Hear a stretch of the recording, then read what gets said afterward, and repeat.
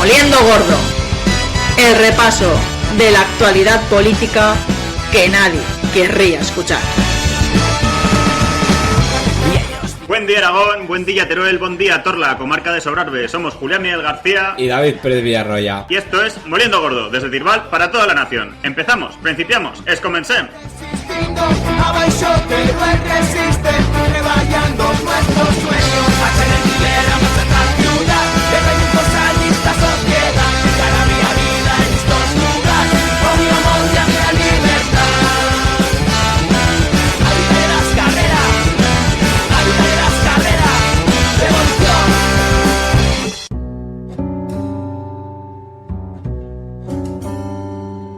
Comentaba Virgin Despentes en una reciente entrevista al diario.es sobre la confusión de la izquierda actual que es como si estuviéramos respondiendo todo el rato a las provocaciones de la extrema derecha. Normalmente teníamos otro asunto entre manos, que era crear nuestros propios discursos y pensamientos, pero ahora es como si jugáramos con ellos todo el rato. Tenemos que conectar con nuestras fuerzas, que son muchas. La concatenación de crisis económica, social, sanitaria, climática y de cuidados amenaza con tener una salida reaccionaria y autoritaria. La crítica, los cordones sanitarios y el aislamiento de la extrema derecha son condiciones necesarias, pero no suficientes ante su avance. Deberíamos tener también otro asunto entre manos, como decía Despentes. Hay miles de ensayos sobre la ultraderecha y su crecimiento en estos días. Evidentemente es importante conocer y diseccionar el fenómeno al que nos enfrentamos, pero no lo es menos encargarse de las pulsiones sociales que lo generan, tanto en lo político como en lo artístico. Las novelas con las que nos narramos, las canciones con las que nos cantamos, las películas con las que nos visualizamos, imaginamos y nos proyectamos hacia el futuro son también el material con el que pensar, encargarnos de esos miedos, precariedad e inseguridad que nos repliega como sociedad. Porque un imaginario no desaparece, sino que lo desplaza otro más potente y deseable. A día de hoy se vuelve tarea de primer orden de magnitud imaginar y habitar otros escenarios en las ficciones y narraciones. Otros escenarios colectivos más justos, democráticos y liberadores que rearmen la esperanza frente a un futuro descorazonador. Esto es Radio Monotes. Esto es Moliendo Gordo. Adelante, endavant, entaban. Se arrastras yo, encontraré la salida. Soy la reina sin rey, sin trono. Caballo de Troya, la que lo rompió todo. De su mierda saca oro y se fortalece. Y como ave fénix de sus cenizas. Pues muy buenas a todas, todos y todes, a otro Moliendo Gordo más, el cuarto de la temporada, todo un récord teniendo en cuenta que ha habido Puente del Pilar y además fiestas, no fiestas, en la ciudad de Zaragoza. No nos hemos pillado puente y así ha pasado que el concierto de Pignois en Zaragoza no ha ido ni el tato, ¿eh, David? Sí, para que luego duden del poder monoter. En fin, el único mérito que le reconozco a esta gente de Pignois, es una intervención suya en un meeting del Partido Popular, que básicamente hace de intro de una de las mejores canciones de los Chicos del Maíz. ¿El resto le importa a alguien, de verdad? Ni a los zaragozanes, imagínate al resto. Ya se puede gritar eso de Zaragoza será la tumba de Pignois. Y hablando de cánticos, creo que después del éxito de crítica y público de la semana pasada con Aragón Memes y esta República Escolar de Teruel versus República Federal de Zaragón, pregunta importante, Julián, ¿cuánto queda para que nos pongamos a gritar todas, todos y todes monotes por ahí? RDT, RDT, RDT, rollito UPyD, la vida moderna como señal de identidad. Es más, la peña nos ha pedido ya camisetas con eso, desde el Soviet Supremo de Ayeput. Hostia, pues hay que hacerlas. ¿Cómo se llamaba el hombre este de UPyD que lo gritaba en Vista Alegre? Que casi se le salía la dentadura al hombre. El partido de la conjunción copulativa. Hostia, este hombre, ¿cómo se llamaba? No me acuerdo. Álvaro Pombo. Pues en ese plan, pues que vayan ensayando y extendiendo la palabra a nuestros monotes, que para el próximo directo en Navidades las queremos bien entrenadas. Así pero hasta que esto llegue, ¿qué nos traéis hoy de aperitivo monotes, David? Se nos agolpan los acontecimientos, Julián, y nuestros monotes tienen que estar al día. O sea, esto sí, hay un programa a la semana, pero es que la actualidad es inexorable. Entonces, tenemos que mantener a nuestros monotes informados. Así que vamos a tener... Es inexorable como la muerte y Hacienda, sino que se lo digan al Albiol. Efectivamente, así es. O sea, esto al final te acaba llegando. Entonces, para que intentar alargar máximamente la agonía de nuestros monoters, nos hemos inventado otra sección para comentar así como rápidamente la actualidad. Recuerden, si quieren que esto se haga en formato versión extendible hasta visual, vayan al Patreon y pongan pasta, que si llegamos a 100, nosotros hacemos Twitch todas las semanas. Y candidato para... Twitchers. Somos como el Ibais. Vamos a ser el Ibais de Tirwal. No, que esta semana había algún tweet por ahí rondando que pregunta seria, ¿a qué se dedica o de qué vive la gente en Teruel? Y contestamos, evidentemente, a la industria del podcasting. Ahí está Radio Monotes. Bueno, cortada esta digresión, pues para comentar rápidamente la actualidad, nos hemos inventado una nueva sección que se llama Moliendo Vivo, el mejor análisis de actualidad política aragonesa 100% libre de Inda y Heraldo de Aragón. Esto, la verdad es que es de valorar porque hay pocos medios que te lo puedan garantizar a día de hoy. Me da a mí que estamos abriendo, David, secciones por encima de nuestras posibilidades. Tranquilo, Julián, la verdad es que un poco, pero bueno, hay que dejar siempre espacio a la innovación y al progreso. Así es Radio Monotes, y nuestros monotes lo valorarán porque somos top creativos. Cuando nos ponemos a crear somos imparables. Joder. Bueno, vamos allá con este picadito de noticias frescas y candentes de esta nuestra actualidad tragicómica aragonesa. La primera y la más importante: Maite Pérez, acá al gobierno de Aragón, ya no están peleados con Heraldo de Aragón. Ahora son amiguis, ahora ya directamente, sin cortar ni adulterar, el argumentario de la presidencia del gobierno de Aragón se traduce mágicamente en la editorial del diario de los Yarza y por ende de los telediarios de Aragón TV, así que cero conflictos, todo chill, todo paz, amor entre gobierno y grupo mediático. La polémica de las gráficas del pasado verano es el pasado, baby Jordit. Ahora Teruel remonta y a tope con que la despoblación es un invento de 4 tristes de Teruel Existe que vienen a joder la paz social institucional de esta democracia que nos hemos dado todos. Capito, Julián, ¿entiendes? ¿Pillas esto? No descartemos que el lema de campaña del PSOE para las próximas autonómicas sea ese Teruel remonta. Cierto, aquí ya no se descarta nada. Aunque yo le añadiría este lambanato a este tema y le metería un Teruel remonta como los perros y las serpientes, o todavía mejor, Teruel remonta como el Barça y el Madrid, que igual te vale para una campaña electoral que para una portada del Marca, así que pues 2 por 1, que es el partido del régimen, el PSOE. O sea, igual te da un titular de noticias que te hace una campaña electoral. El lambanato nunca decepciona y siempre sorprende, ¿eh? Efectivamente, así que hay que dejarse llevar. Esto es la primera noticia. Esto rápido ritmo, Julián, que se nos duermen los nuestros monotes. La segunda noticia de la semana es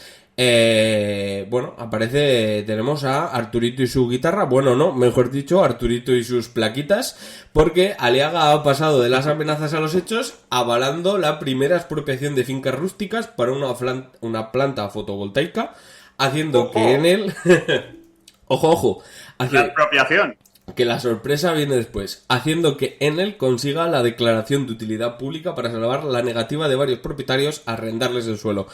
¿Y sabes de dónde se acuerdan muchísimo de Enel, Julián? ¿Dónde, David? ¿Dónde? En Andorra, vaya, otra vez confiando en los mismos que fueron al cierre de la central sin ningún tipo de alternativa.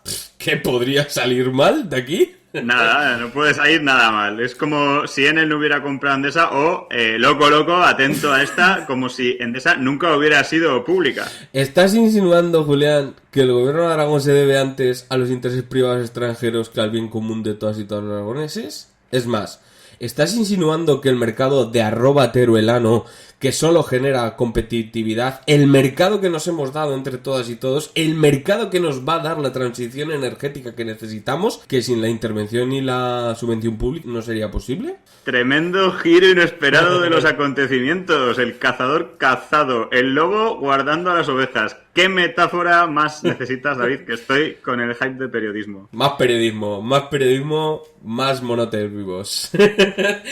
Para. A ver si va a ser cierto que vamos a parar, que el hype del periodismo nos embarga. A ver si va a ser cierto eso de que estamos abriendo demasiadas abriendo secciones por encima de nuestras posibilidades. Y bueno, como tercera noticia, pasamos de Arturito y sus expropiaciones, o sus plaquitas, placa, a una bienvenida, un bautizo y una felicitación desubicada 3x1 al Bimar en Moliendo Vivo. La bienvenida... sí. La bienvenida a Nicolás Esparza. Bueno, los albimares que ahora son Carrefour Express. Vaya, esta te suena.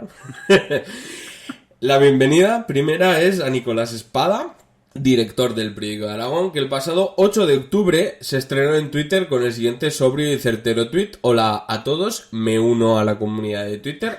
El siglo XXI entrando en la dirección del Periódico de Aragón, bien por ellos, bien, nunca es tarde. Más vale tarde que nunca. Claro, efectivamente. Si llegan a esperar un poco más, saludan a Twitter convertido ya en el nuevo 20.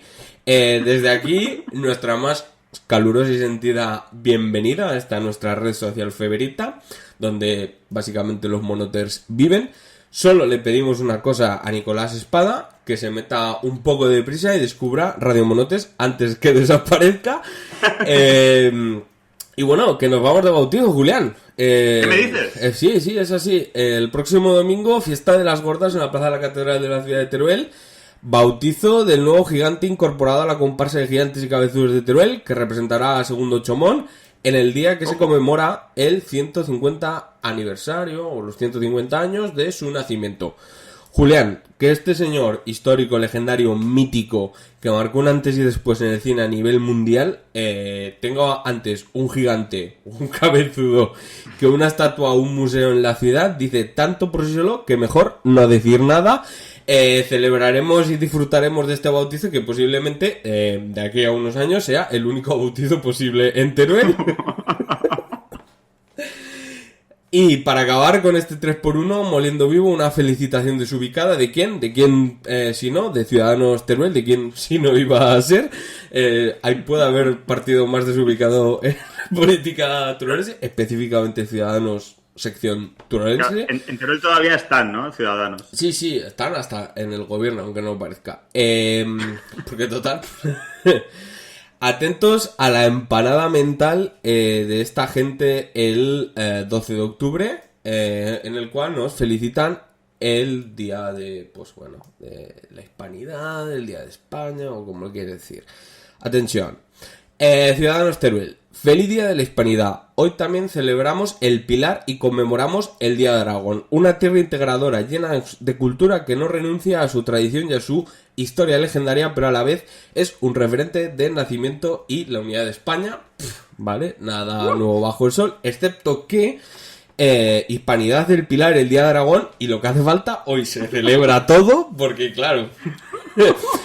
¿Por qué no? Si total, para lo que le queda a Ciudadanos en las instituciones aragonesas, pues se cagan dentro. Pero triple combo. Aquí a saco, Julián. Les ha faltado celebrar el sermón de las tortillas. Efectivamente. Aquí se sale. Celebrar panada, no se celebra, ¿no? Esto es como la pistola. La pistola no se saca para enseñar. Si se celebra para celebrar bien. Efectivamente. A estos el 23 de abril les debe de parecer un lastre, una imposición catalanista o algo a superar, porque ¿para qué celebrar algo en Solico si puedes celebrarlo con España, Hispanoamérica y el Susun Corda? Igual están innovando y creando tendencia, David, que te pones de un cenizo soberanista a veces que impide ver las magnas creaciones de Ciudadanos. Bueno, alguna cosica más. Sí, una más y cerramos. Como todo buen programa de información de actualidad, Moliendo Vivo también tiene sección cultural. En esta ocasión vamos con las declaraciones de la semana, del año, que digo, de la década, pronunciadas por Emma Bug en su última entrevista, de las miles que da al Eco de Teruel, que ya podría pasarse por Radio Monotes, será bienvenida. Emma Bug esta semana ha dicho en Eco de Teruel: si de mí depende, habrá vaquilla en 2022. ¡Ojo! Se viene vaquilla, se viene el 50 aniversario Monoter en vaquillas, que viene celebración por todo lo alto. Bueno, a ver si es verdad. Sería la inmejorable noticia, sería la mejor noticia posible, aunque si no es posible, a Emma desde Radio Monotes le proponemos que no se pare, que siga adelante, que vaya a tope con la vaquilla de 2022, por encima de todas las cosas, por encima del Gobierno de Aragón, de Consejería de Sanidad, de Gobierno de España, de Fernando Simón, de Oriol Michá, o el que se ponga por delante. Las fiestas no sabemos si se celebrarán, pero no sabemos si serán unas fiestas o una movilización, pero solo por la imagen de una ocupación policial de la ciudad Rollito 1 de octubre en una ciudad gobernada por el Partido Popular ante una turba de peñistas y vaquilleros defendiendo las peñas al grito de "Volem beber, la vaquilla será siempre nostra".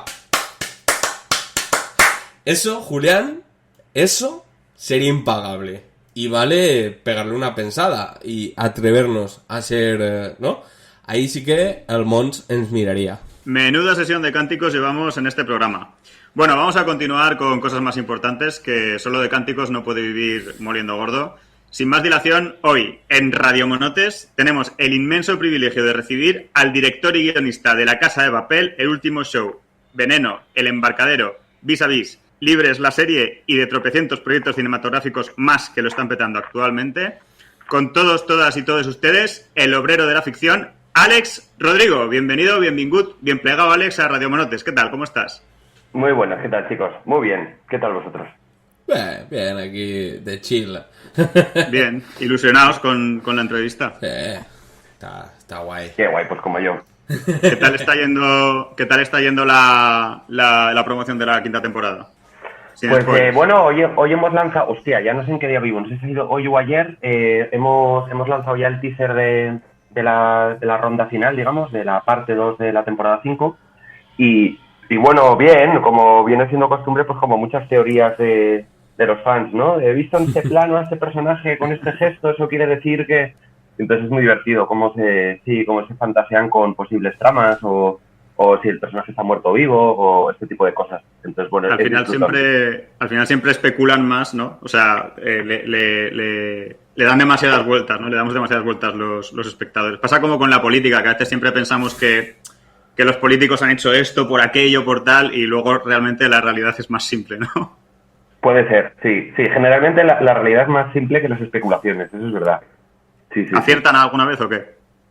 Sí, hay un porcentaje de aciertos. Hombre, si hay gente que teniendo ya el fandom desde la primera temporada, ya como que se han visto un poco los truquis. Entonces, bueno, pues más o menos, claro, ya tiene una serie de mecánicas aprendidas de si están vendiendo esto por aquí, es que luego va a ser por allá, ¿no? Y entonces sí que hay un perfil de fan que sí que acierta bastante. Y dices, hostia, a esa peña le podríamos meter en el equipo de guión, la verdad.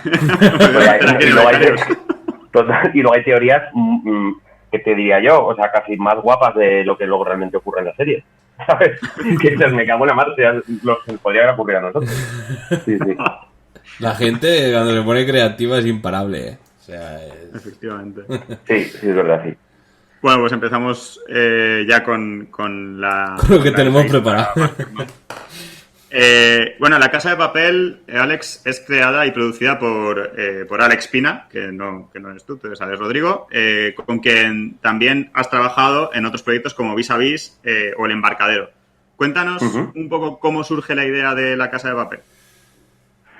Pues fíjate, no, realmente la Casa de Papel surge como idea de Alex Pina. Él un día me cuenta, pues estoy dándole vueltas a una idea que es cómo hacer una serie de...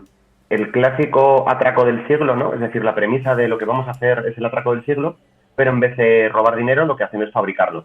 Porque el dinero se fabrica en la fábrica de timbre y entonces la idea es generar un atraco que desemboca en un secuestro / encierro, pero en vez de robando, fabricando el dinero, ¿no? Y entonces como con ese matiz de originalidad, es verdad que te genera unas tramas distintas a las que estás acostumbrado como clásica peli de El atraco del siglo, ¿no? Y desde ahí un poco así luego se empieza a construir todo. La serie al principio, o sea, ahora mismo es todo un fenómeno internacional, no cabe ninguna duda. Desde que se estrenó en 2017 no ha parado de hacerse cada vez más y más grande. Sin embargo, al principio parece que le costó arrancar cuando se emitía en Antena 3, si no recuerdo mal. y no fue hasta que se publicó en Netflix que parece que la serie despegó del todo. ¿A qué crees que fue debido? ¿Cómo crees que influyen las plataformas digitales en la posibilidad de éxito de series como La Casa de Papel? ¿Crees que es un síntoma de agotamiento de los medios de comunicación tradicionales? Hombre, yo, la verdad es que no soy experto en analizar un poco audiencias de televisión, pero sí que es cierto que, digamos, la forma de consumir las series, que en parte ha sido elegido por multinacionales, en parte por el espectador, es decir, el espectador mismo también demanda el poder ver capítulos del tirón y elegir cuándo los van a ver y qué día de la semana y a qué hora. Yo creo que sí que se ha configurado mucho eso. Y una serie como La Casa de Papel, que creo que vive mucho del proceso de ansiedad en el espectador por saber qué es lo que va a pasar, porque están todos como una olla a presión que está a punto de explotar, pero no llega a explotar, ¿no? Siempre hay alguna, por lo menos en las primeras temporadas, siempre había como alguna jugada del profesor, algunas bajo la manga, que volvía a poner, digamos, las fichas en el punto de partida, pero estaban todo el rato todos a punto de morir. Entonces, creo que sí que es un tipo de trama que bueno, que encaja más en un tipo de consumo en el cual tú te ves el capítulo cuando quieres. Hay igual otras ficciones también con un ritmo menos frenético y demás que creo que pueden seguir funcionando en abierto, pero sí que es cierto que, claro, que la ficción le da un vuelco en las plataformas en cuanto a premisas, en cuanto a técnica, en cuanto a forma de consumo, en cuanto a todo. También es algo generacional, ¿no? Que vamos viendo. O sea, la gente, o sea, sobre todo la gente más joven, no le pidas que se trague todos los anuncios que hay entre... O sea, que hacen durante los capítulos, lo que decías tú, ¿no? Que se espere a una hora, a un día, a ver el siguiente capítulo. Entonces, pero sí que vemos, lo vimos, o sea, lo comentamos en el programa, creo, lo vimos con el caso de Ibai, que hay unas resistencias por parte de los medios tradicionales a adaptarse a esta tendencia que es imparable, o sea, que creo que no tiene vuelta atrás. Sí, claro, o sea, y también ten en cuenta que esto, quieras que no, es como una industria con muchas patas que está ya montada para que funcione de una determinada manera, ¿no? Y los bloques de publicidad dentro de la televisión en abierto en realidad es lo que financia las televisiones. Entonces, claro, al final renunciar a la estructura que se lleva tantos años puesta en marcha, que hasta ahora ha funcionado, pues tampoco es un clic que se dé de un día para otro. Por ejemplo, el grupo A3 Media sí que ha generado A3 Player como plataforma propia para producir series. Veneno nace de A3 Player, ¿no? Y es un grupo de comunicación que viene de la televisión tradicional. Televisión Española ha creado PlayZ, que es un sitio donde también se producen webseries y contenido más tipo programas para público más joven y solo en Internet, ¿no? Entonces, bueno, pues quien más, quien menos, Telecinco yo creo que tiene más o menos un tipo de público que le es fiel dentro de su estructura de programación, que es la televisión en abierto. Entonces, bueno, pues cada uno se adapta más o menos, pero sí que es cierto, claro, que siempre cuesta hacer que un grupo empresarial grande dé un paso de riesgo, ¿no? Sí, bueno, al final, ¿no crees que hay un poco de... A ver, los medios tradicionales cumplirán su papel, ¿no? Hay como un poco de desplazamiento de la centralidad que han ocupado. Con Ibai y Neymar, con el tema de Neymar, de Messi. Tenías allá todos los Manolo Lama de la vida y esta gente que llevan, no sé, yo desde que tengo uso de razón, llevan en la radio narrando el fútbol o en la tele o en cualquier sitio, ¿no? Y es un poco, ¿no? Da más la sensación de que no están todos los medios adaptándose como determinados personajes que ven como un poco a temblar su posición.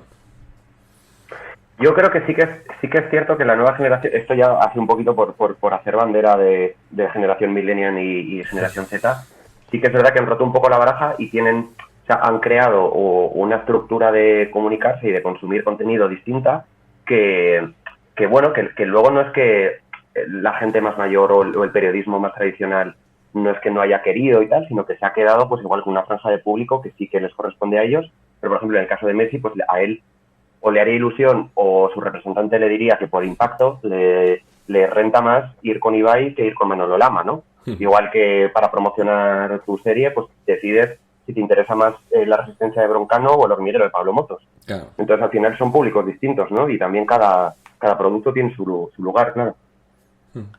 Sí, se va diversificando un poco, ¿no? Ya no es todo tan monolítico como era antes. Claro, lo bonito de esto, pues, hombre, porque se puede permitir pues que una serie tipo, por ponerte dos ejemplos, Paquita Salas o Antidisturbios, eran implanteables que se llegaran a producir en España hace unos años y ahora mismo se producen y tienen mucho éxito, ¿no? Sí, totalmente. Oye, hablando de series de éxito, La Casa de Papel es una oda a la rebeldía y una crítica también al sistema capitalista, o al menos así lo hemos leído nosotros. Vemos muchas referencias a las consecuencias de la crisis de 2008 y guiños también incluso al movimiento 15M. De hecho, el atraco a la Casa de la Moneda y Timbre de las primeras temporadas se nutre un poco de ese ambiente de indignación. Háblanos un poco de esto, del trasfondo que tiene el atraco consiste en imprimir dinero, como decías antes, y las relaciones que tiene la serie con la crisis de 2008 y el movimiento 15M. ¿Cuánto de la España post-15M hay en La Casa de Papel? Pues ha sido un proceso, realmente. O sea, la premisa es una premisa clásica, que es decir, vamos a hacer el atraco del siglo. Lo que pasa que es verdad que la realidad social, tanto local como internacional, iba empapando mucho a la serie, ¿no? Entonces, sí que es cierto que a la hora de plantear qué personajes son los que se meten en el atraco, pues es mucho más interesante que más que ladrones de guante blanco sean, digamos, como desahuciados del sistema, ¿no? Son esas personas que no tienen nada que perder las que se embarcan en esto para hacer algo tan gigantesco.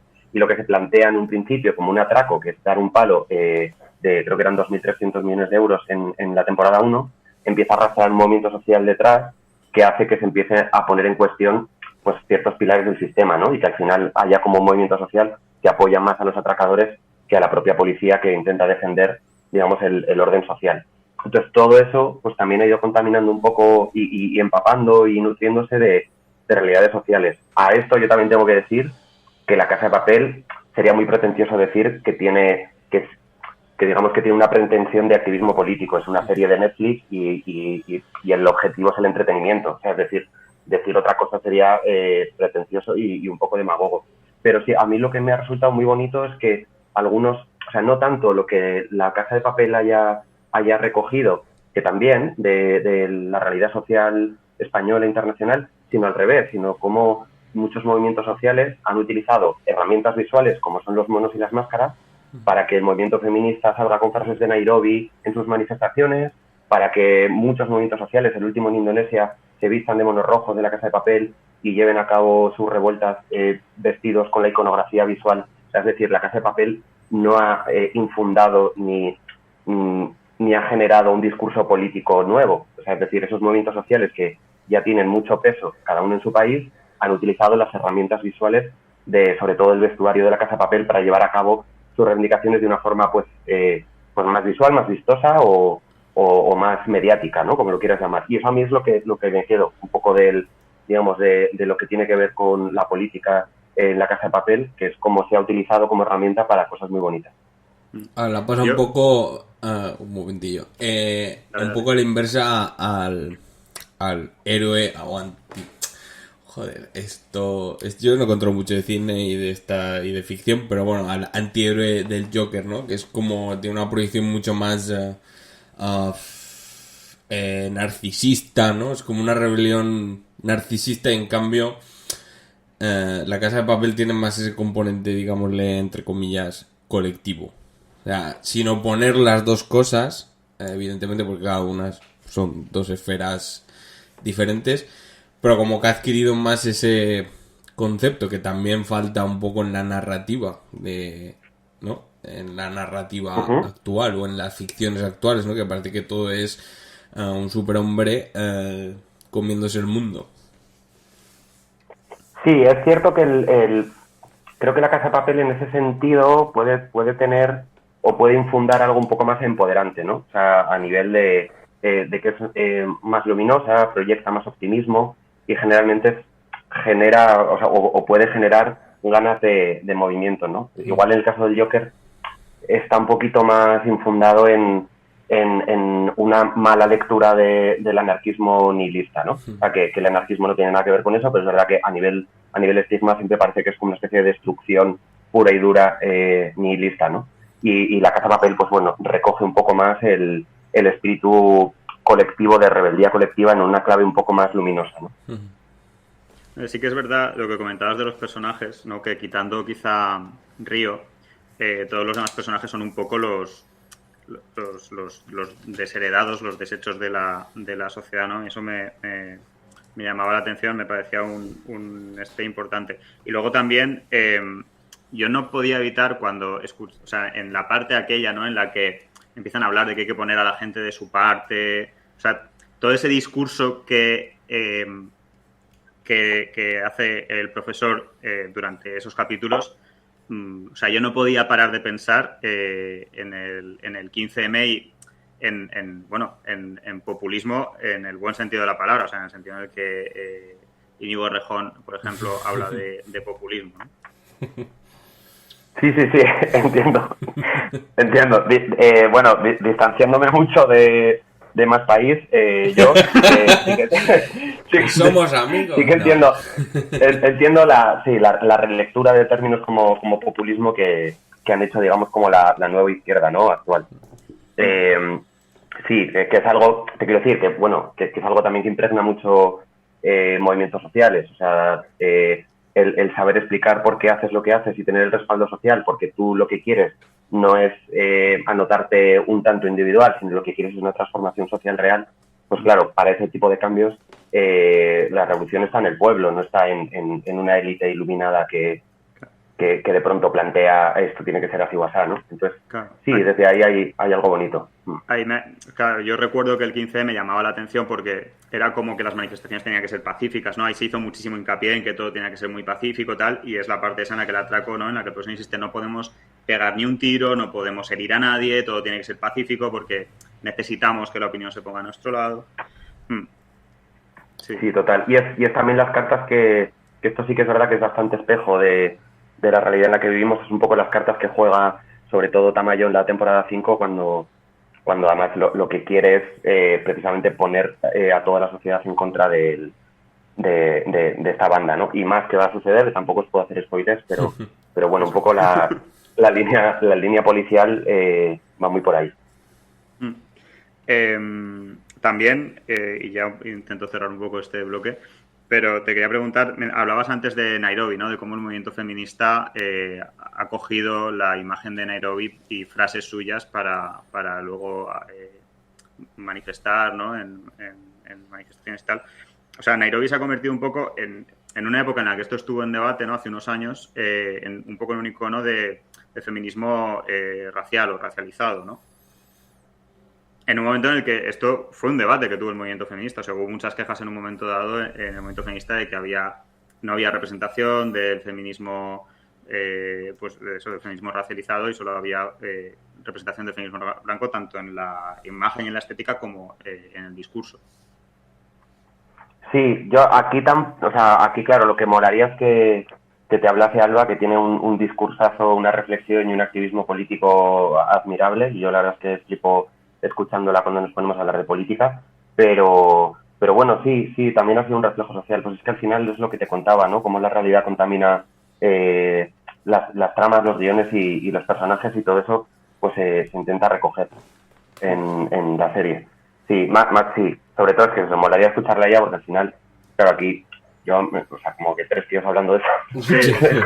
pero sí. Bueno, pues que un día. El próximo programa la invitamos a la próxima vez. Bueno, al final de la primera temporada, haciendo así mucho remember y repaso de la serie, nos enteramos de 2 hechos importantes, me parece a mí, de 2 puntos importantes para la serie. El primero es que el padre del profesor era un atracador de bancos y que lo matan a tiros, ¿no? en la puerta del Banco Hispanoamericano tras uno de sus atracos. Y el segundo es que el abuelo del profesor y de Berlín luchó junto a los partisanos en Italia contra los fascistas y que precisamente es de ahí de donde viene el famoso Bella Ciao, que se ha convertido en himno de la serie y que la serie ha popularizado hasta límites insospechados. Y sobre esto te queremos preguntar, al final, ¿cuáles dirías que son las motivaciones del atraco? Por un lado, hablabas un poco al principio, ¿no? Pero hay como que se entremezclan varias cosas, creo. ¿Y qué opinas de la popularización que ha tenido el Bella Ciao tras su aparición en la serie? ¿Crees que se ha diluido, como dicen algunos, o ha acercado el antifascismo a gente que no estaba tan politizada? La verdad es que es una pregunta con mucha amiga. En realidad, bueno, las motivaciones del atraco, en el primer atraco el profesor tiene una necesidad de homenaje, ¿no? O sea, es decir, el profesor es una persona con una influencia emocional de su padre tan gigante que al final no puede hacer otra cosa en la vida que no sea llegar a consumar el sueño que tenía su padre, ¿no? Y el plan que estaba en la cabeza de su padre. Entonces la motivación surge desde un ámbito que también es político, pero fundamentalmente es emocional, ¿no? Del vínculo que tiene el profesor con su padre. Y, digamos, pues obviamente el haber venido de sangre antifascista, que al final como que al final tiñe todo esto de una dimensión política mayor, pero sobre todo es la parte emocional del vínculo con su padre.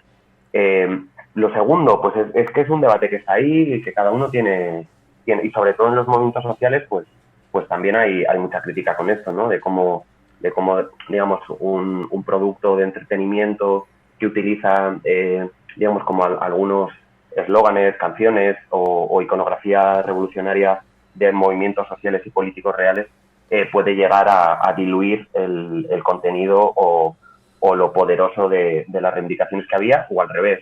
Y a mí me gusta verlo al revés porque soy parte de esto y yo duermo todas las noches queriendo, ¿sabes?, pensar que de hecho el mundo, lo poquito que haya podido cambiar a través de una serie como La Casa de Papel, sea mejor. Hombre, a mí te quiero decir que de pronto a Salvini en Italia, en un acto, se ponga a cantar todo el mundo el Bella Ciao y no pueda ni hablar por el altavoz que le ponen todos los medios, los micrófonos para que diga sus mierdas fascistas y no pueda ni decirlas porque todo Dios le está gritando el Bella Ciao, y este Bella Ciao, siendo italiano, es verdad que ha vuelto a estar de moda por una serie. El de Bella Ciao no es de La Casa de Papel, esto es algo que parece muy obvio entre nosotros, pero que hay gente que incluso se lo ha llevado a plantear y a creer. El Bella Ciao es un himno antifascista de la Segunda Guerra Mundial y que ahora mismo se haya recuperado y repito, que se pueda utilizar como herramienta para movimientos sociales en la realidad que están teniendo una lucha activa para mí muy legítima, a mí es lo que me llena de orgullo, ¿no? Que pueda servir para eso, como para haber podido rescatar ese himno y que se utilice y que se pueda aprovechar en momentos donde políticamente son muy, muy, muy delicados, porque el avance de la extrema derecha en Europa es un tema muy crudo. Sí, ¿no? A veces esto es bastante rejonista, afirmación, apertura. No, en el sentido de que hay mucha izquierda de esta... no sé cómo calificarla a veces, de... No, los símbolos... No, un poco triste, en realidad es una izquierda que no genera pasiones, ¿no? Y que enseguida cuando sus símbolos o sus elementos... O sea que básicamente con libertarias está muy cómodo, pero con que aparezca Bella Ciao en La Casa de Papel es es muy... ¿no? Es una transgresión, es una ruptura, ¿no? Entonces, en cierta manera, más allá de... hay herramientas que se gastan y que no van a ser útiles siempre, pero bueno, que se haya resignificado una cosa que tira de tantos hilos, a priori no parece una mala acción. Para que, claro, hay algunos que viven de martirizarse con la Biblia y pegándose como si pegarse con la Biblia en la cabeza sirviera para algo. Y bueno, hay que atreverse a veces. Sí, total. Y que jolín, que al final hay varias vías, varios espacios en el mundo de la cultura y del cine. Yo ahora, por ejemplo, yo participo en la CNT y estamos haciendo un ciclo de proyección de películas. En Madrid proyectamos hace poco el documental del entusiasmo, que es un documental muy concreto sobre cómo el movimiento libertario se resignifica, se reestructura durante la transición. Y es verdad que es un documental increíble, que tiene un público muy concreto, ¿no? Que quieres ver cómo el movimiento libertario en los años 70 resurgió después del franquismo y tal. ese público se te queda en cierto número de personas que no vas a poder llegar más de que ese número de personas, y para llegar a la globalidad pues tienes series de entretenimiento que con un discurso un poquito más diluido y seguramente no dando prioridad solamente al contenido político, sino que hay una serie de tramas mucho más de personajes, de entretenimiento, pues llegas a esos no sé cuántos millones, que yo ya me pierdo de cuántos millones tiene de espectadores La Casa de Papel, ¿no? Y yo creo que ambos contenidos son compatibles e incluso se retroalimentan, los unos de los otros. Claro, son absolutamente necesarios, es decir, sin que se mantenga la brasa no hay lumbre después, o sea, nadie empieza a politizarse viendo documentales libertarios. Claro. Bueno, y también hay un debe en este país sobre el movimiento libertario. Que bueno, eso ya, si eso entramos en otras preguntas que tenemos por ahí preparadas. Pero, sí, o sea, vamos a seguir con la entrevista. En la cuarta temporada, en el proceso del atraco al Banco de España, con el fin de rescatar a la personaje Raquel Murillo, aparece casi como un personaje más de la serie, uno de los iconos del movimiento obrero en España, los mineros asturianos, que son amigos y compañeros del fallecido Moscú. ¿Es recuperable el movimiento obrero en nuestras ficciones? ¿O solo puede ser recuperado desde la nostalgia o también desde la proyección de futuro? Hombre, o sea, te quiero decir, yo como militante anarcosindicalista te diría que tiene muchísimo que contar y muchísimo que representarse y muchísimo camino por seguir. Yo estoy ansioso de ver ya en cines El buen patrón, de Fernando León, que creo que es uno de los directores que más ha puesto la tilde en el movimiento obrero desde una perspectiva también muy de masas, ¿no? Y creo que eso, te quiero decir, es muy de valorar, digamos, que algo tan clásico, pero que a la vez está tan de moda ahora mismo. O sea, si nosotros hablamos de Riders, no podemos obviar la lucha de clases. O sea, es decir, vivimos en una sociedad que ha cambiado muchísimo, pero yo creo que la lucha de clases y los gritos de dignidad del movimiento obrero siguen estando muy en boga. Es cierto que ahora mismo, pues igual el tejido de cómo se estructuraba pues a principios del siglo XX en España el movimiento obrero está más diluido por muchísimos factores que aquí ni siquiera yo soy un experto para ponerme a analizar, ¿no? Pero creo que con nuevas formas de explotación, creo que las dinámicas del capitalismo siguen siendo las mismas. Y por lo tanto el movimiento obrero tiene un grito que proyectar muy potente. Súper compaginable, retroalimentándose de nuevos movimientos sociales como el ecologismo, el feminismo o la lucha LGTBI, ¿no? Pero yo creo que ahí tienen que ir de la mano a la hora de poner el grito contra las opresiones y son perfectamente compatibles a la hora de reivindicar el mundo que queremos, ¿no? ¿No crees que hay una cierta tendencia a... bueno, hay muchas representaciones, pero como que hay una tendencia a acercarse al movimiento obrero generalmente desde un punto de vista muy paternalista, incluso desde la propia izquierda, en el sentido de representación en el cine, etcétera, en el sentido de... sí, como si estuvieras viendo una cosa que en el museo, ¿no? Como si estuvieras viendo, yo qué sé, Acorazado Potemkin o cosas de estas, uh-huh. ¿No? Algo así como muy... pues eso, para visitar en un museo, ¿no? O como, ¿no? O representar a veces el barrio como una especie de parque turístico, ¿no? Donde ir a visitar una excentricidad. Puede ser. En general, pues también os digo que normalmente, por ejemplo, en el cine es difícil colarse en puestos de responsabilidad viniendo de estratos de clase social baja. Entonces, al final, digamos como que la sensibilidad desde la que se mira los sectores más oprimidos de la sociedad, incluidos y sobre todo pues las clases más bajas de los barrios más pobres, se miran desde perspectivas de gente que está muy fuera de esos márgenes de opresión, ¿no? Entonces, es cierto que a veces con muy buenas intenciones, a veces con intenciones más sensacionalistas, pero el cómo te asomas a esas realidades siempre viene muy desde fuera y generalmente pues el director de cine que ha pasado por las escuelas que cuestan 5.000 pavos al año, como es la SCAC o la ECAM, o que es hijo de culturetas, que le han pagado la escuela de cine y que se ha hecho su máster en Nueva York, o pues obviamente se asoma a esas realidades, digo que muchas veces con muy buena intención, pero desde una realidad que es muy distinta a la que ahí se vive. Entonces es verdad que a veces quedan, digamos, como que quedan relatos pues o paternalistas, impostados o un poco de escaparate. Yo os recomiendo Chavalas, que no sé si sigue en cartelera, pero es una peli muy interesante, porque aparte tiene una autorreflexión sobre el hipsterismo y el cómo te atrapa a un viniendo de barrio, alguien que tiene inquietudes artísticas, ¿no? Lo que es la onda del arte moderno, en concreto además como del arte moderno barcelonés, que es como especialmente hipster, y cómo se autocensura sus orígenes de barrio una chica que viene del extrarradio, cómo se olvida de su pandilla, y es una peli muy, muy, muy bonita. Chavalas, has dicho. ¿Crees que hay que recuperar un poco de cine kinky, Alex? Hostia, a mí me flipa.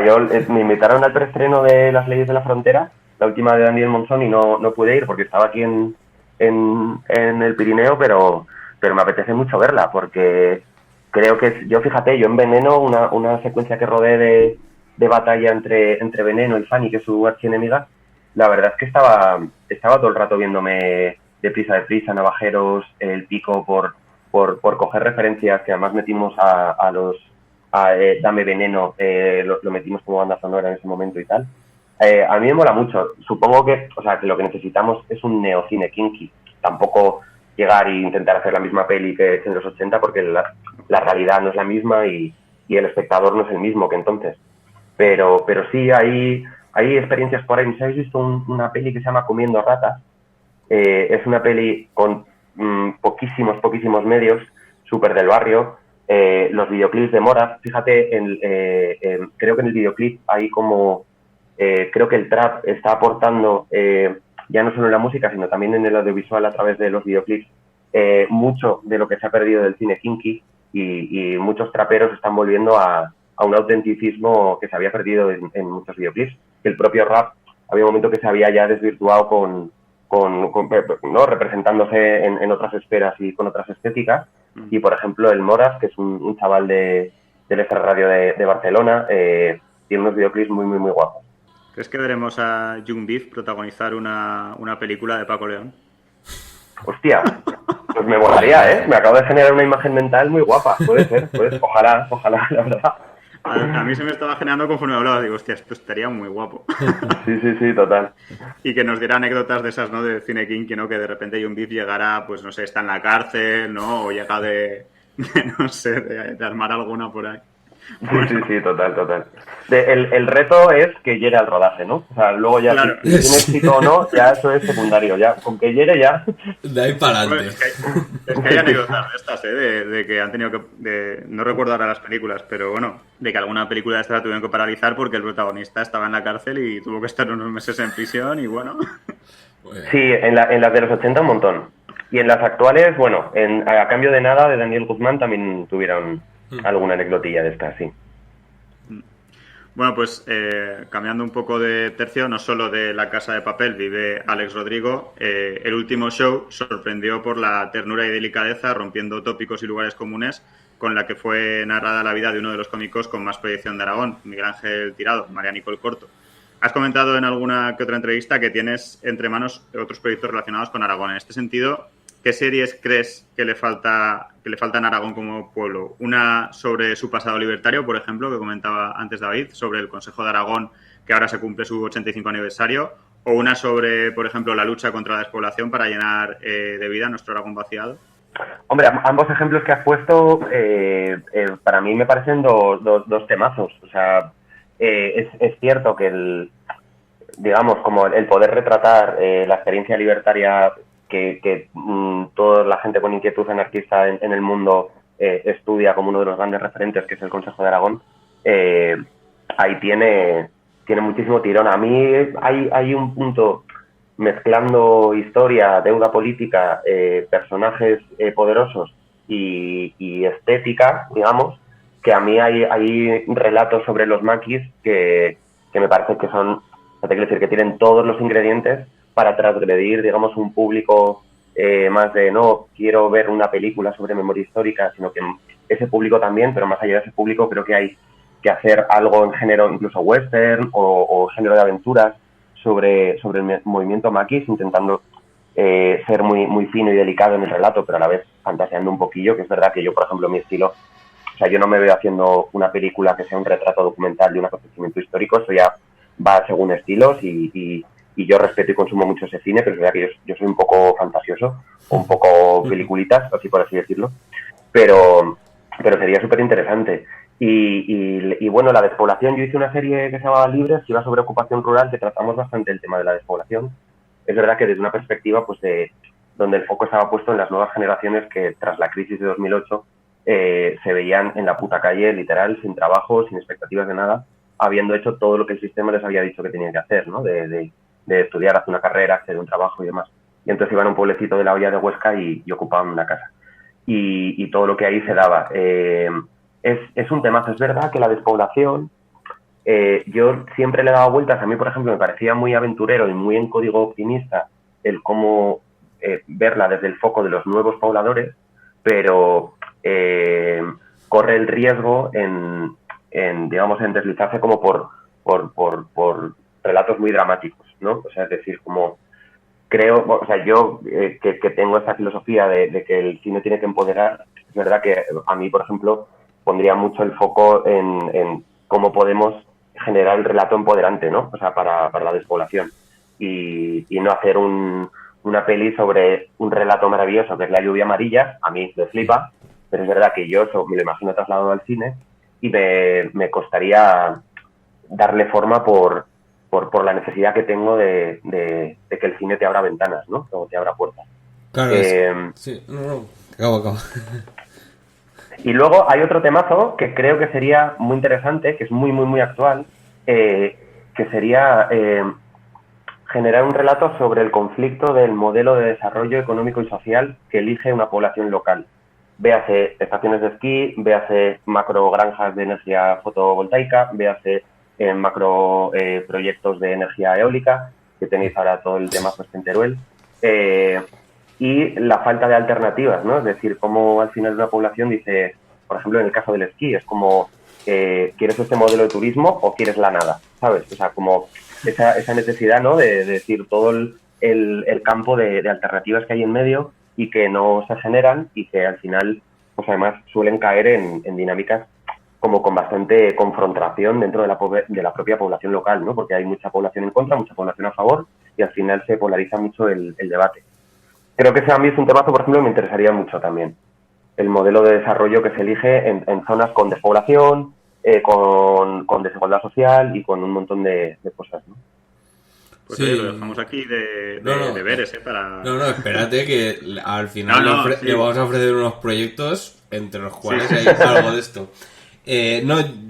Con respecto a lo de la lluvia, bueno, varias cosas, porque has tocado varios palos. Con respecto a lo de la lluvia amarilla, sí, totalmente de acuerdo. Hay una excesiva romantización de la despoblación, que muchas veces, eso también opera políticamente, pero que muchas veces se ha utilizado en gran medida para evitar el conflicto político o para evitar hablar o politizarlo en ese sentido. Entonces, mientras se ha hablado del drama de pérdida de despoblación, la despoblación se ha presentado como la causa de todos los males, pero no como la consecuencia de pues eso, un modelo económico y un modelo territorial que fundamentalmente genera esto. No es... O sea, hay territorios que son prescindibles. Luego está la resistencia, digámosle, sentimental y romántica, que también es útil. Pero en realidad falta un relato político de esto. Incluso Teruel existe, que nos puede parecer una cosa como la hostia. Teruel existe, rehuye del conflicto político en gran medida. Entonces, en Teruel existe mucho de decir que se necesitan relatos sobre la despoblación, como una especie de... muy errejonistas en esto, en el sentido, ¿no? Hay que hacer relatos, mitos, música, tal, no sé qué. Pero al final, si no politizas, en cierta medida el conflicto continúa ahí y, bueno, nos fustigaremos con la romantización, pero no llegaremos a ningún lado. Claro, sí, es un temazo peliagudo, porque es verdad que además el arte intrínsecamente generalmente romantiza. Entonces, es verdad que salir ya no del romanticismo, sino del sensacionalismo emocional, a mí incluso como guionista y director me es muy difícil. O sea, yo es cierto que necesito, si fuera director de documentales, pues creo que me lo plantearía de otra forma, y creo que en un documental el puro activismo político es como motor y eje transversal de una peli documental. Pero es verdad que en ficción yo siempre me intento anclar a personajes con emociones. O sea, es decir, el profesor trata de llevar a cabo el plan de su padre muerto, no trata de llevar a cabo un ideal político, ¿no? Y entonces desde ahí es cierto que la configuración emocional de los personajes pilla mucha más fuerza. El puto maestro de esto es Ken Loach, que consigue hacerlo todo, ¿sabes? Pero es muy difícil hacer lo que hace Ken Loach, claro. No, pero tienen, o sea, yo creo que muchas veces los más politizados obviamos que la ideología y los posicionamientos políticos también se hacen carne, y también se hacen sentimientos. Es decir, como nosotros ya tenemos el mantra, ya tenemos los libros leídos, ya a nosotros no nos cuentan cuentos, pero esos cuentos se tienen que transmitir y ¿sabes? Y se hacen carne, se hacen vida. Y pues es cierto que el profesor mata, ¿no? Cumple el plan de su padre, pero evidentemente porque hay todo un hilo que también conecta. O sea, no se puede aislar emociones de política. Claro, ¿no? Efectivamente es inviable. Y por eso también la gracia de la política. Si no, esto sería muy aburrido. Y no aquí vamos a estar. Claro. Sí, luego también hay como, digamos, como puntas de lanza que van abriendo huella, ¿no? En plan, a nivel de elementos. Por ejemplo, me acuerdo el documental del silencio de los otros, que ganó un Goya, se proyectó en muchas salas y tuvo mucho público. Llega en un momento en el que todo el mundo estaba hablando de qué pesados los del cine con la guerra civil, qué pesados los del cine con la guerra civil. Y conseguir colar un documental que se vea tanto y que llegue a tantos premios, al final es como te voy a hablar de la memoria histórica, pero lo que te voy a poner en la portada es una señora de tropecientos años esperando en el borde de una carretera a ver si lo que desentierran son los huesos de su familia. Claro, es que esa imagen es una flecha al corazón que te hace boom, ¿sabes? Claro. Luego ya, una vez que estás en plenas emociones, te voy a contar todo lo que hay detrás y lo que por lo que ha pasado España y está pasando, ¿no? Pero el ariete con el que abres la puerta muchas veces es una emoción, ¿no? Y en este caso es una imagen poderosísima, ¿no? De la señora. Claro, tiene que haber predisposición a ser politizado, ¿no? Bueno, ya para finalizar un poco, la ficción históricamente, bueno, lo estábamos hablando ya un poco, ¿no? No ha operado solo como elemento de entretenimiento en nuestra sociedad. En algunas ocasiones ha empujado la movilización y ha ayudado a dibujar futuros colectivos alternativos a la trituradora capitalista. En este contexto de concatenación de crisis sanitaria, climática, económica y demográfica, y de colapso civilizatorio en el que andamos como sociedad, parece que dominan las narrativas catastrofistas o reaccionarias. ¿Crees que es posible y necesaria otra ficción? ¿Cómo narrar la posibilidad y el deseo de un futuro colectivo con más justicia, igualdad social y ambiental? Pues para empezar, tío, rompiéndonos un poco algunos prejuicios que tenemos en el mundillo intelectual cultural de que un final feliz es una mierdecilla comercial a la americana. Esto es algo que pesa mucho en los gafapastas. O sea, es decir, parece que hay como muchísimo... Si no acaba mal, ¿no? Ya, sí, hasta ahora estaba haciendo súper correcto y ahora me estoy viniendo arriba. No, arriba. Pero sí que es cierto que hay como una... Esto lo explica muy bien Pedro Ballín en un libro que tiene que se llama Me cago en Godard, que habla de cómo los relatos al final han acabado dividiéndose, por lo menos para la intelectualidad progre europea, en el artista y el artesano, ¿no? Es decir, el artesano es el que hace películas en Estados Unidos que al final no son autorales y porque no tienen un peso de carga dramática encima de la mesa, y el autor es, digamos, ese artista-autor que al final habla sobre las filosofías, los conflictos filosóficos de un mundo que es una mierda, ¿no? Entonces, mucho de esto tiene el tipo de final que tú eliges. Entonces, en los finales catastrofistas, creo que autoralmente te acomodas mucho más, porque parece que el peso que estás poniendo en lo mierda que es este mundo, es mucho más profundo si tú acabas tu relato de forma catastrofista. En cambio, si tú le das una alternativa y acabas con un final feliz, que es un final que evoca realidades que igual no son, es decir, que estás fantaseando con la posibilidad de que eso acabe bien, es naif, es infantil, es comercial y te estás vendiendo al público fácil que lo que quiere es un caramelito para no pensar. Y al revés, yo creo que los finales optimistas hacen pensar más que los finales pesimistas. Eso es mi alegato y mi opinión. Eres de la religión de Pedro Ballín, pues. No todo, no todo, pero esto en concreto, de pronto, yo esto que lo decía mucho, es verdad que sin hablar de artesano y artista, pero sí que es verdad que lo promovaba mucho, me dijeron, tío, léete este libro tal, y me lo leí y dije, hostia, es que es verdad. Y en concreto hay cosas, creo que hay algo de trampas en el libro, es decir, cuando o sea, creo que como todo ensayo, para llegar a su tesis, coge trocitos de la realidad que le interesan. Claro. Entonces, claro, o sea, a la hora de cuando coge los ejemplos de cine americano y los ejemplos de cine europeo, están bastante manipulados para que le encajen dentro de su tesis, ¿no? Pero sí que hay como principios un poquito más generales, como el tema de los finales arriba en optimismo y los finales catastrofistas, con lo que yo sé que estoy bastante de acuerdo, la verdad. Bueno, si vale para hacer ciencia, ¿por qué no para hacer periodismo, verdad, David? La ciencia, sí, bueno, la ciencia también hay de eso. El final feliz, ahí sí que cotiza el alza, sí.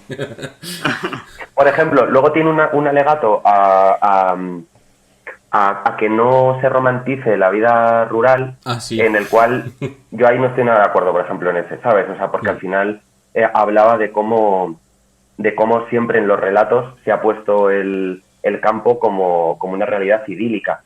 Es como, tío, si es el escenario de todos los pelis de terror, o sea, ¿qué quiero decir? O sea, al final, no me jodas, o sea, al final el contexto ideal para generar terror, misterio, chungo, es el mundo rural. Entonces, claro, ahí como que coge 4 ejemplos que le vienen bien, pero luego tiene como reflexiones que a mí no sé, sintonizo mucho y otras que no. He tenido enganchadas con algún seguidor del programa por Twitter sobre ese tema en concreto, sobre la romanticidad. Sí, aquí a saco. Sí, es un tema sobre el que suele... Luego te dice que Tomás Guitarte, diputado de Teruel, es el mejor diputado del Congreso de los Diputados. El más inteligente. Así que igual depende del día. Luego, ¿quién es el que romantiza con el mundo rural? Eso. Pero vaya girito. Efectivamente. Bueno, ya para terminar, David nos trae 2 secciones más. No una, 2. Así es. Una de cosecha propia y otra, la ya habitual, preguntas de nuestros monoters. Así que, adelante, David. Muy bien. Bueno, con un concurso de ideas. O como los modernos llaman, la primera, la de cosecha propia, es un concurso de ideas, o como los modernos llamarían un pitch o pitch elevator, o algo en inglés que significa soltar un speech, que básicamente, corrígeme Alex, que de esto controlarás mucho más que yo, es como una presentación de personal, proyectos, etcétera, pues yo que sé, pues algún interesado, ¿no? Un productor, un inversor, lo que sea, en el menor tiempo posible, intentando tener éxito en la aventura. Así que, como hemos visto que andas con ideas relacionadas con Aragón, o eso al menos hemos leído por alguna entrevista, te hemos hecho parte de la faena, para que veas, por si estás en esos días de bloqueo, de dudas, de folio en blanco, de que no hay manera que salga adelante algo mínimamente decente, en Radio Monotes te entendemos perfectamente porque es el 100% de nuestro tiempo, así que no sufras. Ahora Radio Monotes en formato servicio público viene a tu rescate con unos speeches sobre potenciales series centradas en Aragón, en temas de Aragón. Okay. Entonces, que estamos, al menos en Radio Monotes, seguros de que lo van a petar. Así que te contamos la idea y nos cuentas qué te parece, ¿vale? Perfecto. Si apostarías por ellas o no, meterías algunas cosillas, etcétera. La primera, venimos con una serie titulada Jodo Construcciones, Y el speech o eso sería, o el resumen sería, una serie que viajará alrededor de Aragón para mostrarte todas esas maravillas arquitectónicas invertivas que han puesto o van a poner Aragón en el mapa. La serie que te hará amar esas ampliaciones de estaciones de esquí reventando valles, esos telesquís con el vamos de Ibercaja hacia ninguna parte con nieve, o esos pantanos considerados ilegales por innumerables sentencias judiciales, pero a los que le has agarrado cariño, regantes y clase política, y los continúan construyendo aunque no sirven para absolutamente nada, porque ¿qué coño? No son catalanes y pueden desafiar la ley y los tribunales todas las veces que les haga falta, sin ningún tipo de consecuencia. Si confías en los kilos de cemento antes que en tu psicólogo, o lo que más te llena es regar redes clientelares antes que tus propias plantas, esta es tu serie. Jodo Construcciones, próximamente en los mejores telesclubs de este Aragón nuestro. Primera... Oye, toma ya, toma ya. Hostia, lo que pasa es que, claro, que es tan variado que claro, yo igual creo que molaría igual un poco más reality. Más ¿no? reality. O sea, en plan, imagínate, rollo, meter a 20 chavales en la Torre del Agua y yo qué sé, solo de Zaragoza, ¿no? De la Expo, una barbaridad también, y solo puede salir vivo Pierre, ¿sabes? Sí, ¿no? Te llevan a Castanesa en enero y, bueno, y el que salga vivo, pues sale vivo, ¿sabes? Con una especie del juego del calamar. Pues fíjate, igual puede ser el nuevo juego del calamar, ¿eh? Ojo, cuidado, que de eso tenemos otro, no te anticipes. Vale. Tenemos la segunda idea. Esta es un poco mainstream. Bueno, no sé. Bueno. Nos hemos inventado otra serie que se llama Real Zaraccession, ¿vale? Lejos quedan los días de gloria deportiva y económica que hicieron soñar a toda una ciudad y a todo un pueblo. Hoy, Cuello Raso Club de Fútbol es un proyecto decadente y desnortado que no consigue una victoria ni aunque se la regalen. Es más, a día de hoy, el Fatos Club de Fútbol es ya el primer equipo de Aragón con un total de 3 Superligas florentinas en su haber. Las sagas familiares dueñas del proyecto ya no saben qué hacer con él. Son ricos y poderosos, pero no hay manera de que Cuello Raso Club de Fútbol les dé algo más que disgustos. Por eso, las distintas sagas familiares comienzan a buscar poder y a dirigir el negocio a su manera. Los Yarzi, desde su control mediático absoluto con el prelado de Zaragón y Zaragón TV, buscan desesperadamente financiación para hacerse con el control de Cuello Raso Club de Fútbol, llegando a ofrecer a un tal Guzmán, inversor mexicano, el Cheposo Arena como helipuerto para un negocio que tienen en Sinaloa. Pero hay un plan en la sombra, un plan de sucesión ya trazado liderado por los Alierti, en sociedad con el joven entrepreneur Errekin Anderak, que vienen dispuestos a comerse el mundo. Lo nuevo y lo viejo, frente a frente, la lucha de poder que no te dejará indiferente. Real Zaraccession, estreno durante el descanso del próximo partido en primera del Cuello Raso Club de Fútbol en el Cheposo Arena. No te quedes sin entradas. Toma ya. Hostia, ahí poco puedo aportar porque estoy súper fuera del fútbol. Mierda, esto... Sí, pero muy fuera. Pero bueno, o sea, al final es una especie como de Juego de Tronos, ¿no? Sí. Podríamos estar hablando... Efectivamente, es... El Juego de Tronos moderno es Succession ahora, ¿no? O Succession, o como le quieras decir. Y sí, está, ¿no? Están, no sé, igual has leído algo por ahí de que están como en venta o en reingreso de dineros en el Zaragoza. Bueno, ahí siempre ha habido líos. Pues bueno, ahora deben estar ahí como luchando por ver quién acaba con el control del Zaragoza, un proyecto por otra parte. Pero se lo quieren quedar, pero ahora mismo será bastante deficitario el club, ¿no? Sí, aún está metido, no sé si en concurso de acreedores o pagando la deuda o alguna... Sí, o sea, están palmando pasta desde hace... ni se sabe. Pero ahí está alerta, ahí... El padre. El padre o el padrino.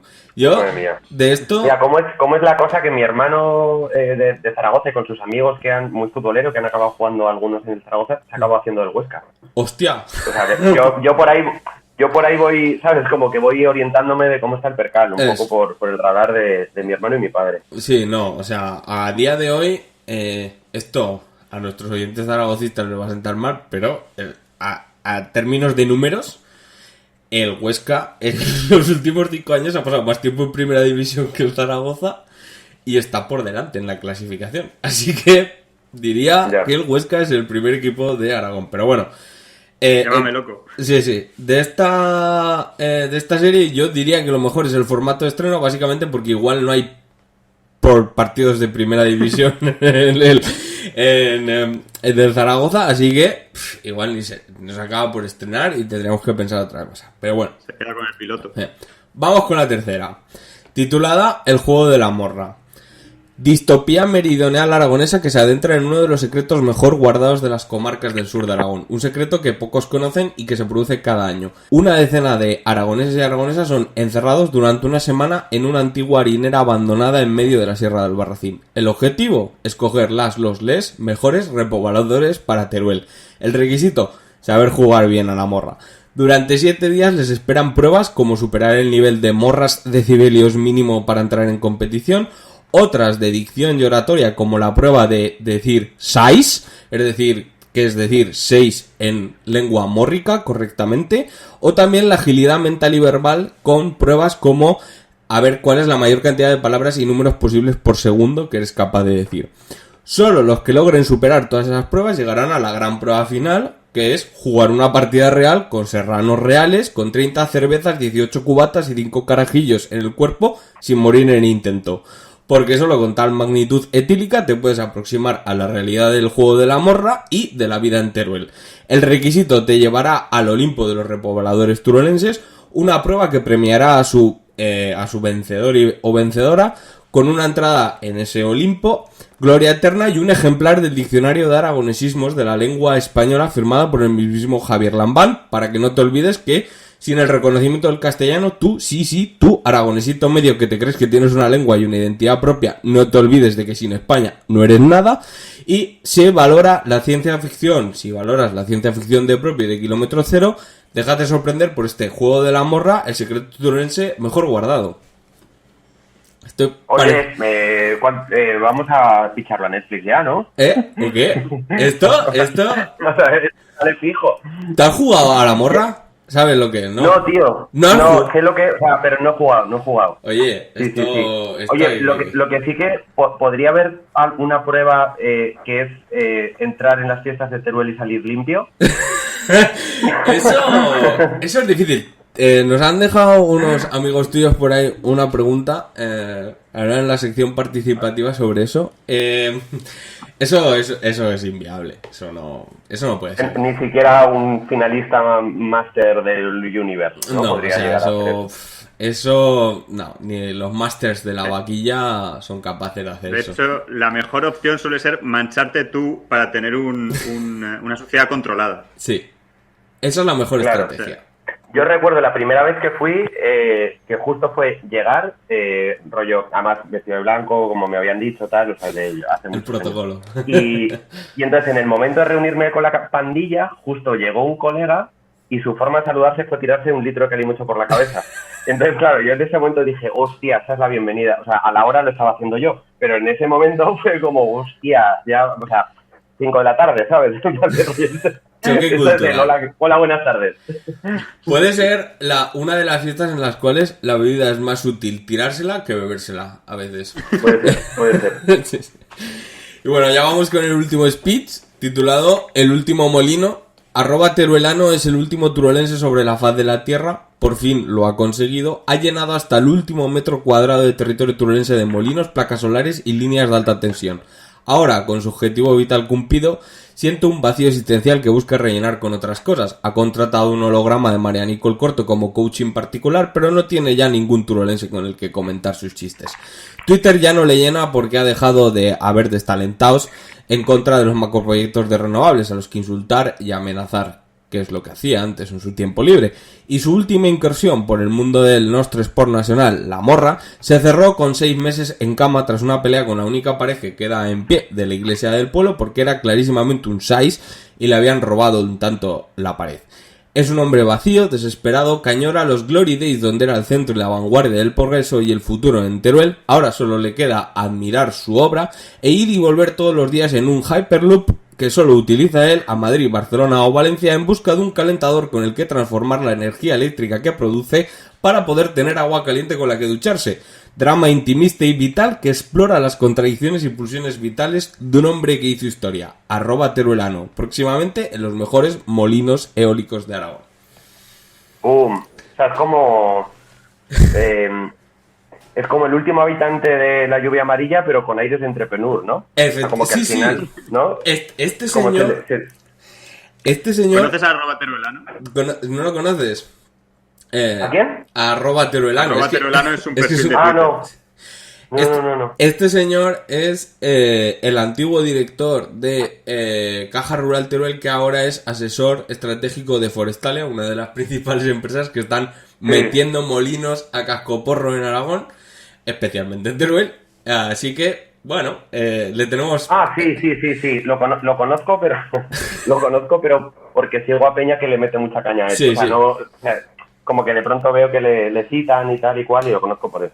Pues es este señor, y es por eso uno de los más, como así, no sé cómo llamarlos, renovables o algo así, está como muy enganchado. Está muy a full Muy con las serio, ¿no? renovables y, Sí. y insulta mogollón a la peña que le lleva la contraria. Sí.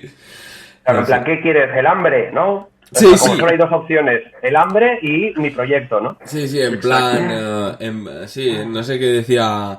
El otro día se metió ahí en un tuit de Podemos, ahí todo indignado. No tenía nada que ver con los molinos, que dice: el mercado es lo único que genera competencia.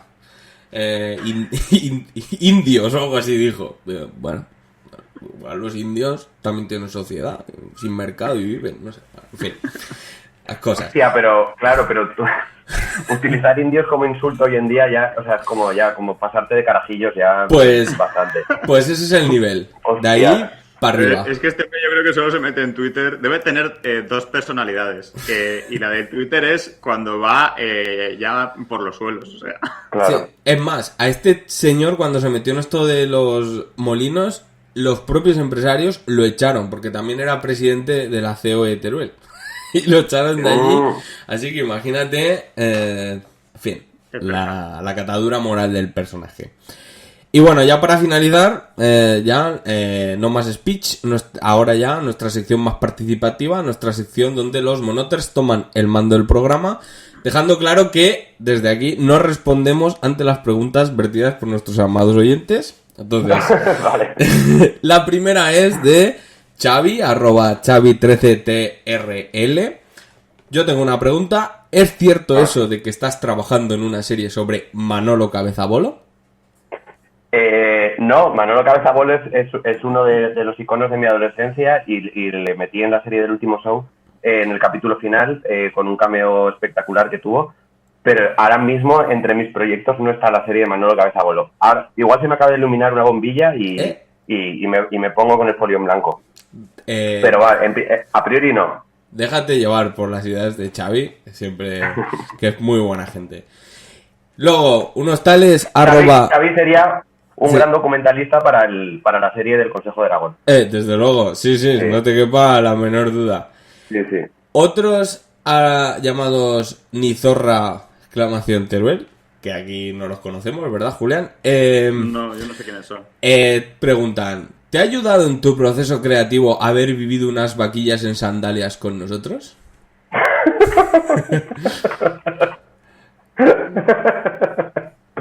Pues sí, lo que más recojo de aquella época ha sido la reflexión creativa. Sí, sobre todo. de todo lo que surge de esa experiencia. Hombre, Sí, hostia, hace muchos años, qué guay. en recordarlo. Sí. sandalias y en vaquillas, un poco guiri, ya te digo yo. O sea, Hombre, guiri total. O sea, sí, totalmente. me intenté integrar tirándome calimuchos por la cabeza, pero no llegué a integrarme del todo. no, Fue no. como un intento. Una primera aproximación. Tú, ahora que este 2022 la alcaldesa de Teruel dice que vaquillas por encima de todo, te puedes venir con nosotros y te enseñamos a vivir las fiestas bien.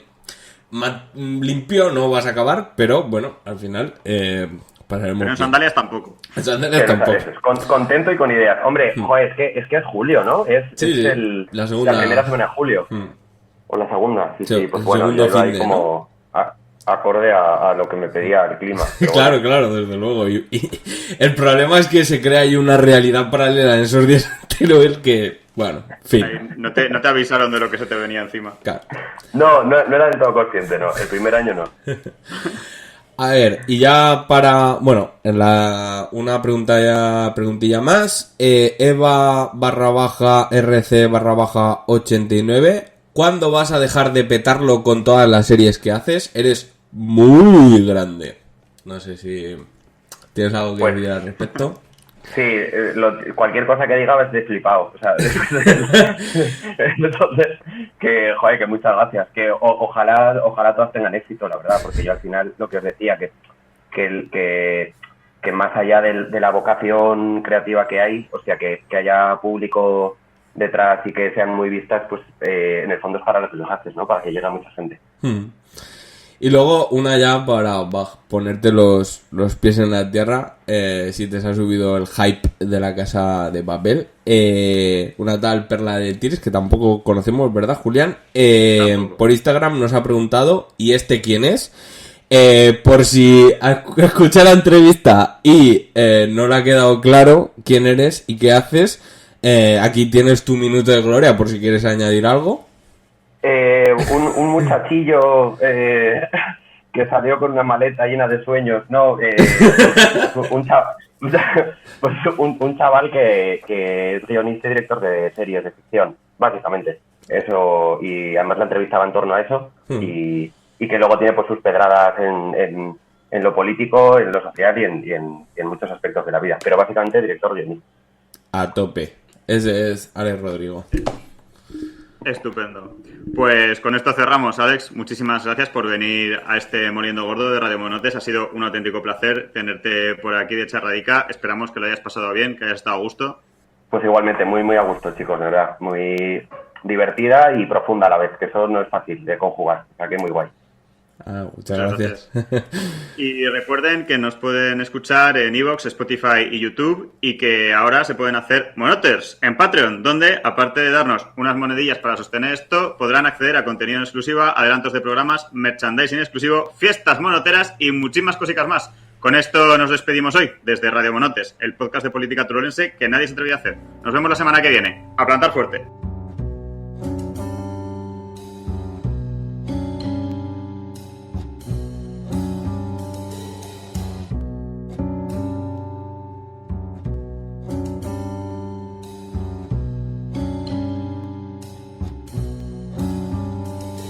Solo soy un alma en pena que se enfada y que se quema. No puedo cambiar las cosas y esa es mi condena.